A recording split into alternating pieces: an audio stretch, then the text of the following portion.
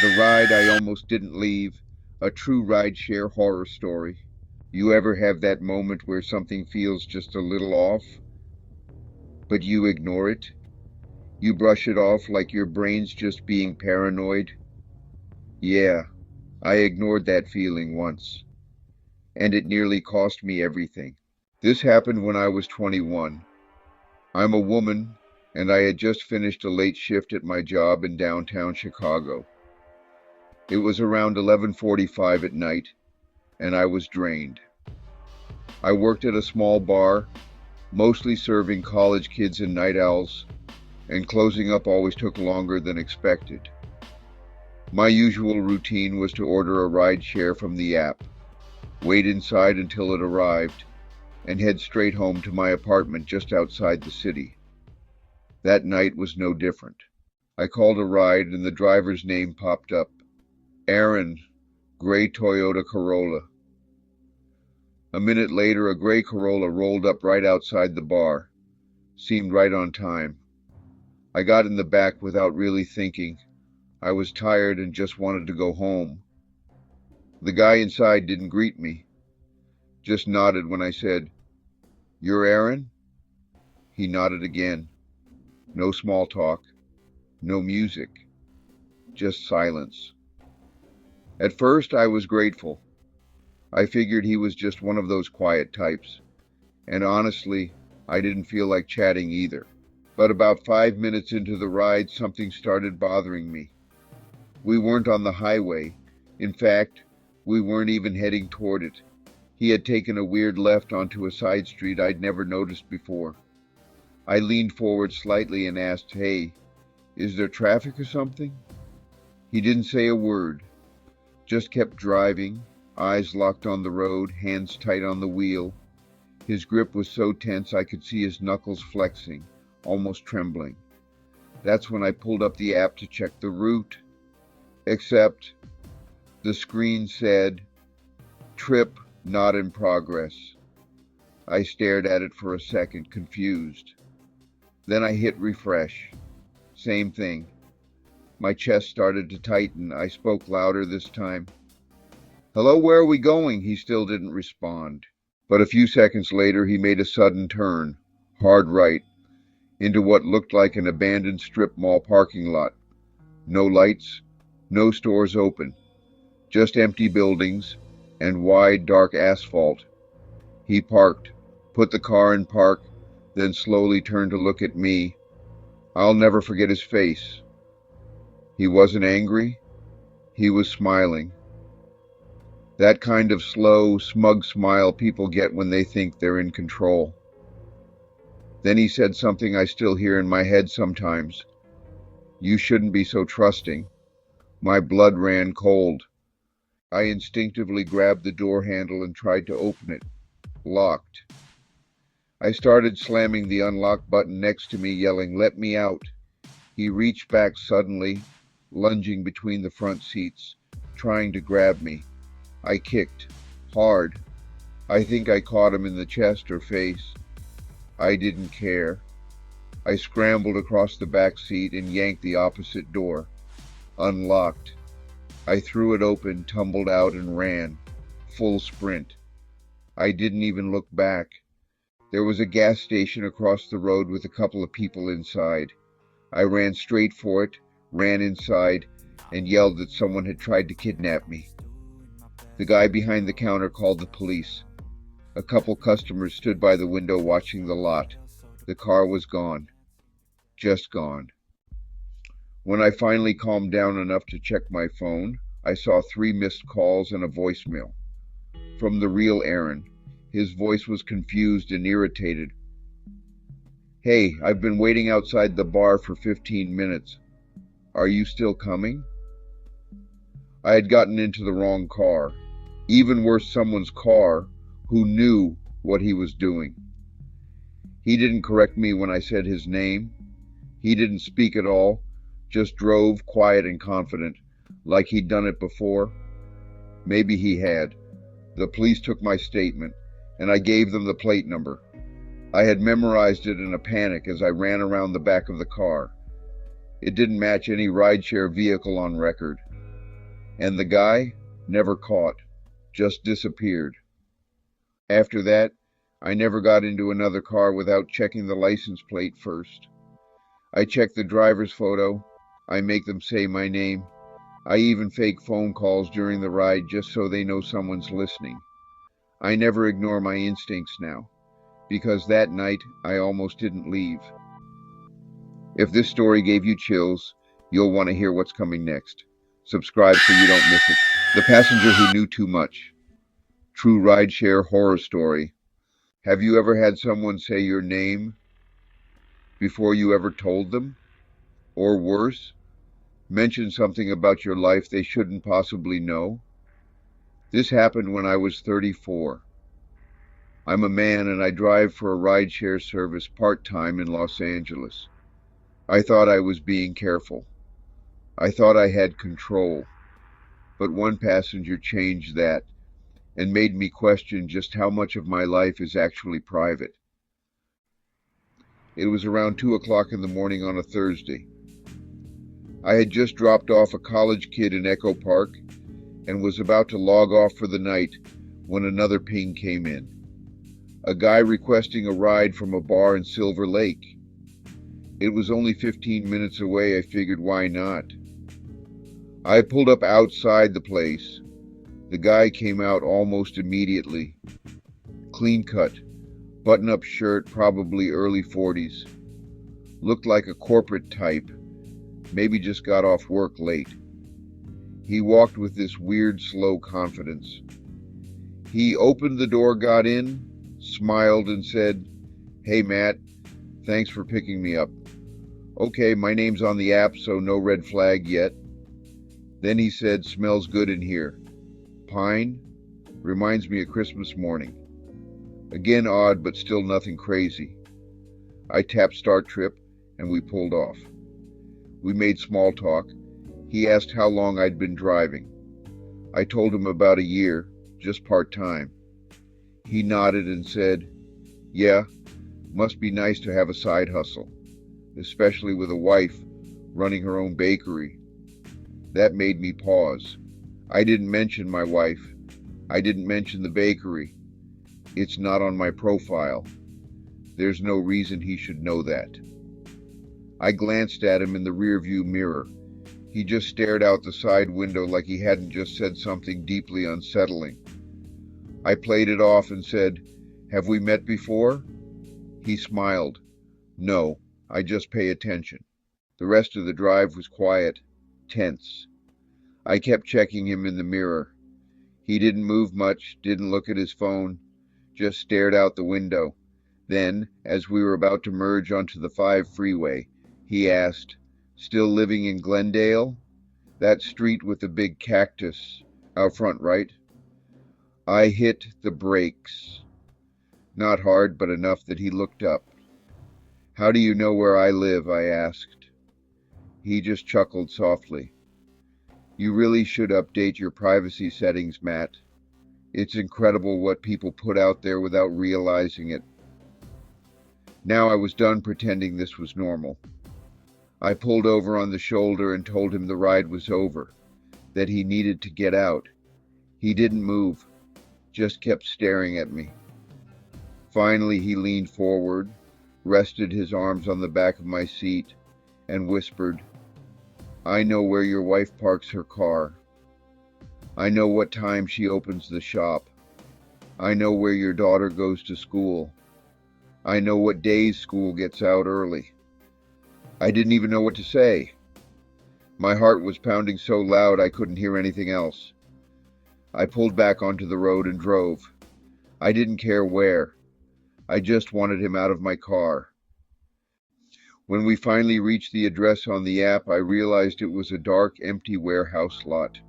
No lights, no signs, no cars, just a huge chain-link fence and a row of broken-down storage units in the back.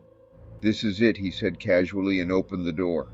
Before he got out, he leaned in close, way too close, and said, "I won't be seeing you again, but you'll probably see me in your nightmares. Tell your wife to lock the back door tomorrow, around 4:15. Then he stepped out and disappeared into the shadows. I hit the gas and didn't stop until I was home. I locked every door and window, stayed up all night just watching my security cameras.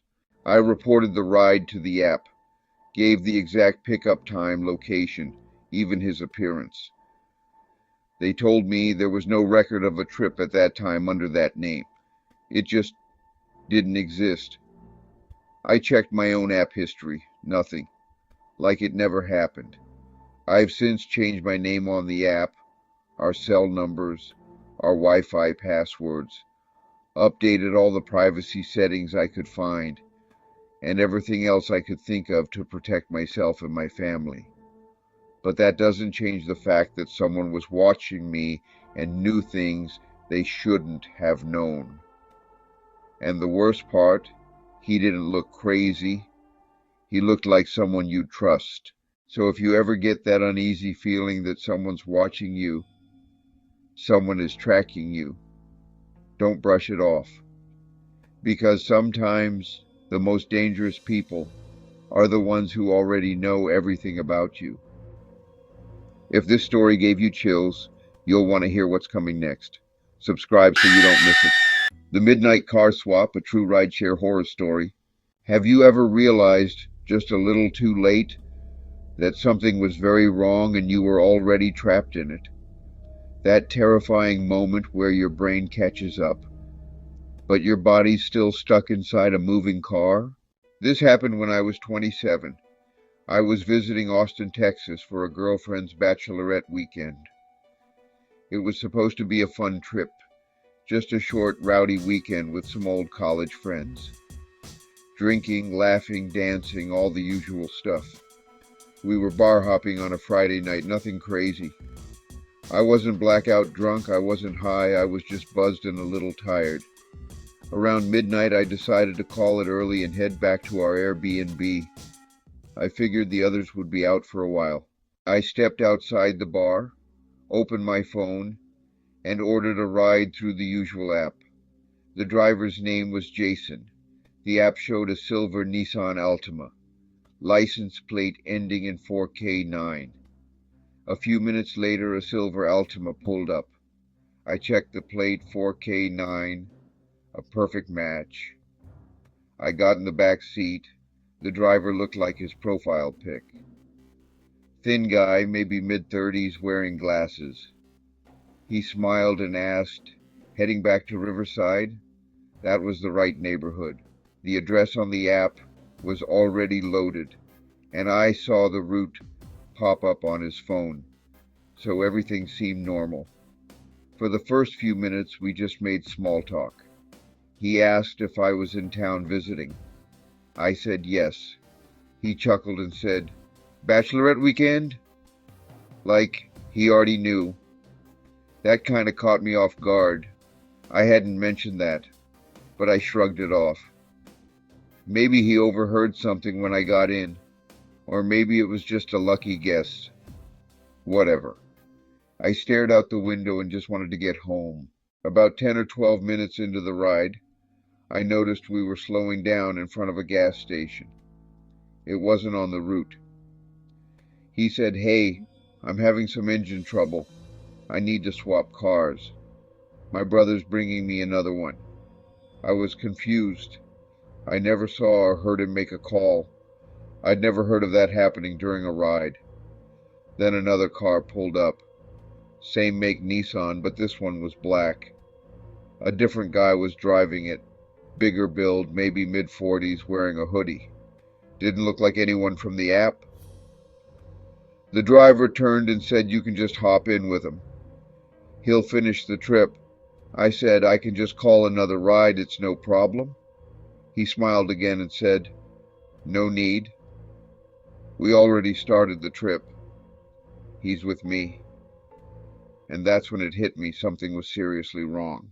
Right then, something snapped in my head. Like, my body caught on before my brain did.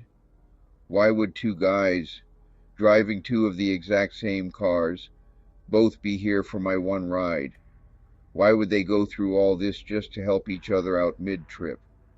And most of all, why was the second guy watching me so intently, like he was waiting. Something deep in my gut screamed at me to run. I pretended to be sick, clutched my stomach and said, "I think I'm going to throw up," and got out of the car quickly. The first driver offered to grab me some water, but I just waved him off and walked into the gas station. The doors closed behind me. I went straight to the back by the cold drinks and just stood there, heart pounding. I stayed in that store for 20 minutes, pretended to browse, bought a bottle of water I didn't need. Both cars stayed parked out front. Neither guy came inside. Eventually, they both pulled out, one after the other. I waited another 5 minutes before I called a new ride. This time it was a woman. Different car, totally different name. She picked me up and I didn't say a word the entire way home. The next morning I checked the Rideshare app. There was no record of the trip. My ride had been marked as a no-show 5 minutes after I supposedly got in. But I was in that car. I saw the route. I sent a message to support asking what happened. They said the driver reported that I never showed up and the trip was auto-canceled. That's why there was no charge, no receipt, no drop-off time, no driver history. There's no record of who picked me up, no official proof I was ever inside that car. To this day, I have no idea what would have happened if I'd gotten into that second vehicle. But I think about it all the time. Someone knew who I was. They knew where I was staying, and they planned something. Whatever it wasn't just a ride. Next time you order a ride and the license plate matches, just remember, that's not the only thing you should be checking. Because sometimes it's not about getting you home, it's about where they want to take you. If this story gave you chills, you'll want to hear what's coming next. Subscribe so you don't miss it. The Trunk Wasn't Empty, a true rideshare horror story. Have you ever gotten into a car and immediately felt like something wasn't right? Not because of how the driver looked or acted, but because something in your gut screamed that you shouldn't be there? Yeah, that happened to me, and I still think about what would have happened if I'd ignored that feeling. This happened when I was 29. I'm a guy, and I had just left a friend's apartment on the south side of Denver after a late night get-together. It was a little past 1 a.m. I was too tired to drive, so I ordered a rideshare. The car pulled up a dark gray Toyota Camry. Spotless. Looked practically brand new. The guy driving was older, maybe in his 60s. Thin, neatly trimmed beard, the kind of guy you'd expect to be someone's retired uncle. I got in the back seat and spoke, and he just nodded, but didn't respond. Just shifted into drive and pulled off. Right away, I noticed the smell. It hit me the moment I got in, sharp and unmistakable, clinging to the air like a warning.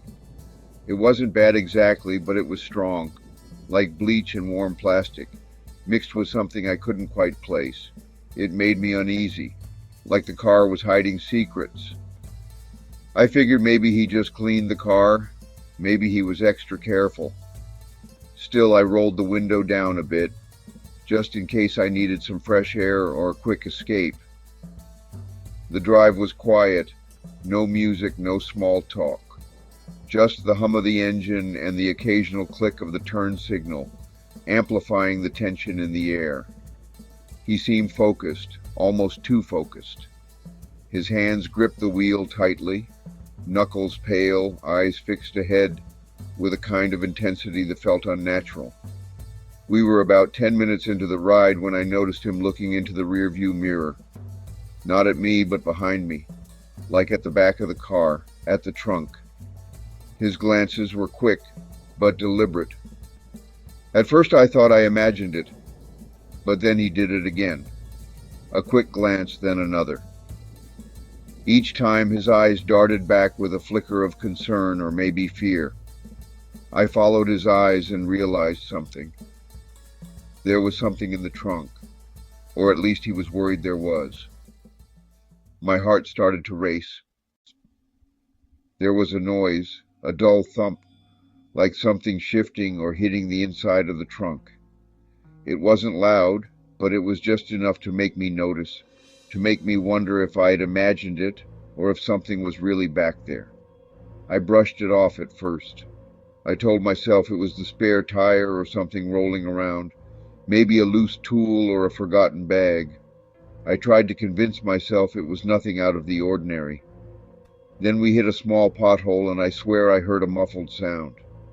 It was different, almost like it was trying to get my attention.